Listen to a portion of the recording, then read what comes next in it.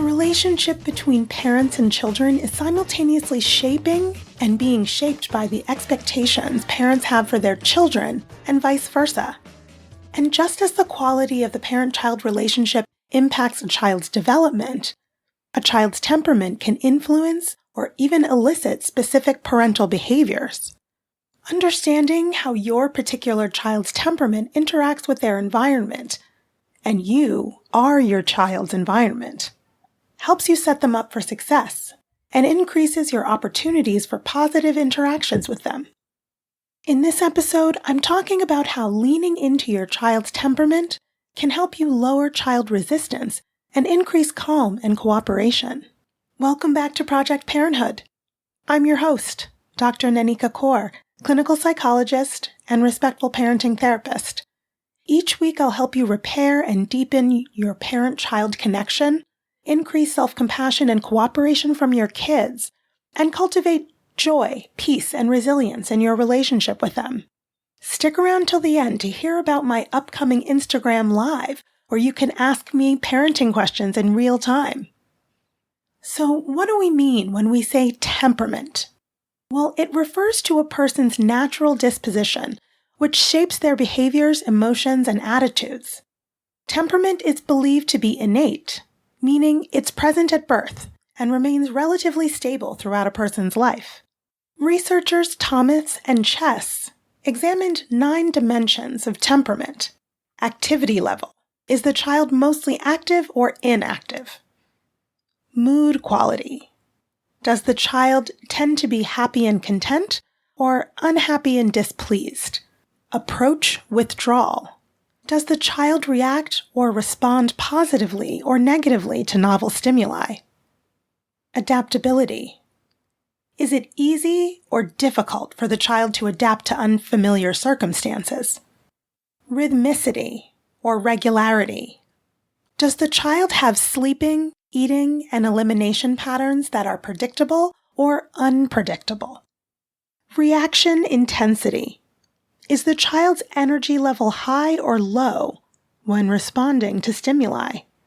Persistence and attention span. How long will the child continue to sustain an activity despite difficulty or interruptions? How long can the child maintain interest in an activity? Distractibility.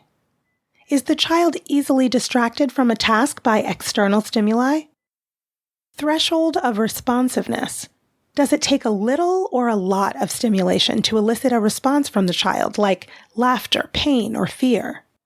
Different combinations and levels of these traits biologically predispose infants to interact and adjust to their environment in particular ways. There are 3 main temperamental profiles. First, there's the easy or flexible profile. These babies have a generally positive disposition and emotional intensity level in the low to moderate range, regular bio patterns, and they tend to show curiosity in and adapt easily to new situations. Babies who have a difficult or feisty temperamental profile are slow to adapt to new situations and have more negative moods. They tend to withdraw in the face of novel stimuli. And lastly, babies with a slow to warm up or cautious profile are relatively inactive and tend toward calm states, negative moods, and slow adaptation to and withdrawal in novel situations. And then, of course, there are babies who show a combination of behaviors seen in these 3 profiles. Each child's temperament is unique, and there's no right or wrong temperament to have.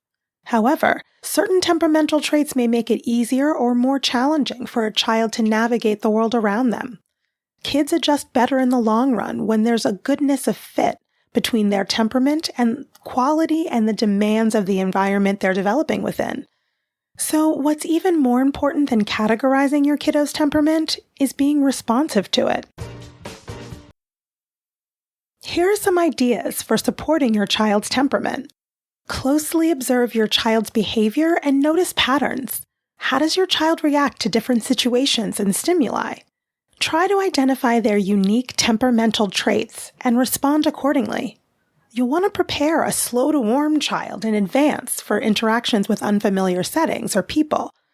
A highly sensitive child may be easily overwhelmed by loud noises or bright lights and need you to make sure they have access to a quiet, calm environment, while a child with high activity levels may need more opportunities for burning off energy.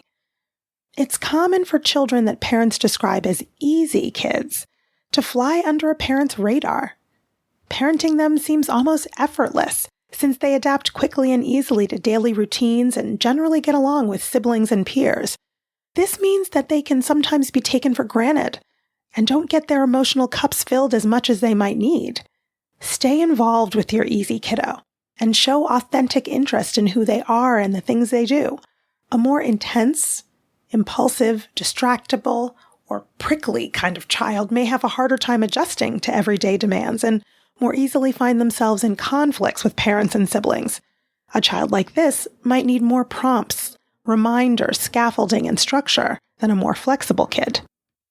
The match or mismatch between you and your child determines the level of harmony between you, leading to positive interactions, sometimes to frustration, and sometimes to conflict. Remember that you have a temperament too. You might be a parent who is assertive, quick reacting and intense, or slow to respond and generally quiet. Are you flexible and adaptable, or are you more rigid? It's important to acknowledge and accept your child's temperament, even or perhaps especially if it's different from your own. This can help you avoid unrealistic expectations and frustrations that arise when you try to use rewards and punishments to incentivize your child into behaving more to your liking. When you create an environment that supports your child's temperamental needs and adjust your parenting style accordingly, your child's nervous system is calmer, and your child experiences fewer symptoms of depression and anxiety, leaving more room for positive behavior. Understanding your child's temperament helps you parent proactively and increases the peacefulness in your family. It reframes how you interpret the reasons for your child's behavior. You begin to see your child's behavior as temperamentally based rather than willful, meaning you'll react less negatively to them in these moments. You can make small adjustments to family life that ultimately reduce tensions. Does your distractible and slow-moving child need to get up 15 minutes earlier to allow for more dawdling time? Does your hyper-focus inclined child need several reminders at regular intervals to unhook from a preferred activity? Viewing your child's behaviors through a lens of temperament also helps you anticipate problems before they arise. You can let your slow-to-warm child know well in advance of changes to routines, and you can make sure that your highly active, intense, and impulsive child has regular breaks and intervals of high-interest activities in situations like a long car trip. Through ongoing patience and observation, you can learn about and better support your child's unique personality. Remember to avoid labeling or judging your child's temperament as good or bad. It's simply a part of who they are. Every temperament has its own strengths and challenges, so identify and encourage your child's strengths. Your family life can run more smoothly when you're sensitive to your child's temperamental style, help them develop their unique talents and interests, and create a positive environment where your child can thrive while feeling comfortable in their own skin. How has understanding your child's temperament helped you improve your interactions with them? Tell me about it on Instagram @BKParents. And be sure to join me live on Instagram on Monday, May 8 at 1 p.m. for a Brooklyn Parent Therapy Ask Me Anything. I'm so excited to answer your questions in real time. If you have a question for me about parent-child relationships, respectful parenting tips, and/or parental mental health, shoot me an email at parenthood@quickanddirtytips.com. Leave a message at 646-926-3243 or DM me on Instagram at BKParents. That's BKPARENTS. And you can learn about my private practice working with parents living in New York State at www.brooklynparenttherapy.com. Catch you next week. Project Parenthood is a Quick and Dirty Tips podcast. It's audio engineered by Dan Firebend, and our director of podcasts is Adam Cecil. Our podcast and advertising operations specialist is Morgan Christensen. Our digital operations specialist is Holly Hutchings. Our marketing and publicity associate is Davina Tomlin. And our intern is Cameron Lacey.